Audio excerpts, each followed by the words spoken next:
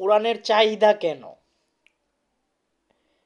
পুরাণের কেন চাহিদা সেটা আমি বলতেছি, আর পুরাণ বলতে আমি কি বুঝাইছি সেটাও বলতেছি।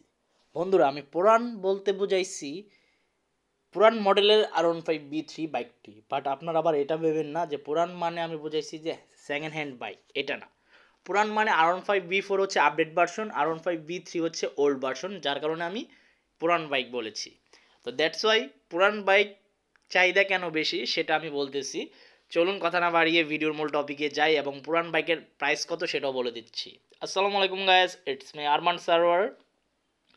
বেশি কথা বাড়াবো না, আপনারা অলরেডি থাম্বেল বা টাইটেল দেখে বুঝেই গেছেন কোন ব্র্যান্ডের বাইকের সম্পর্কে কথা বলতে যাচ্ছি। হ্যাঁ, আমি আপনাদের মাঝে R15B3 ইন্দোনেশিয়ান ব্ল্যাক কালার বাইকটি সম্পর্কেই বলতেছি। পুরান বাইকের চাহিদা বেশি থাকার কারণ হচ্ছে আমরা বাইক ইউজার যারা আছি তারা, আমরা চাহিদা দেখাই বিদায়ী তো বাংলাদেশের বাজারে এখনও ব্র্যান্ড নিউ R15B3 বাইকটি পাওয়া যাচ্ছে। যদি চাহিদা না দেখাইতাম তাহলে তো R15B3 বাইক তেমন অ্যাভেলেবেল থাকতো না।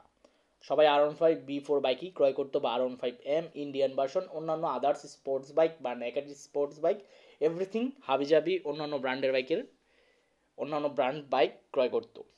যেহেতু আমরা চাহিদা দেখাই, চাহিদা থাকবে এটাই স্বাভাবিক। চাহিদা আছে বিদায় পুরাতন বাইকের বাজার এখনও চলতেছে।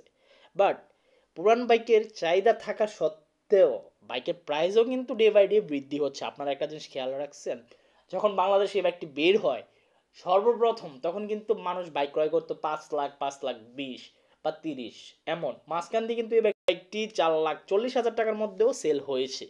বাট ডে বাই ডে এখন পরিস্থিতির কারণে অন্যান্য আরও অনেক রিজনে আপনার বাইকটির প্রাইস দাঁড়িয়েছে 5,90,000 টাকা আস্কিং প্রাইস। তার মানে এখন যদি বাইকটি ক্রয় করেন 5,90,000 টাকা আস্কিং প্রাইস বলে আনঅফিসিয়াল শোরুমে, বড় জোর হলে আপনারা 10,000 5,000 টাকা সম্মানই পাবেন। তো যারা নিতে চান পুরান বাইকের চাহিদা বেশি, এই প্রাইসে হলে ক্রয় করতে পারবেন। এই ছিল আজকের ভিডিওর আপডেট ইনফরমেশন এবং আল্লাহ হাফেজ।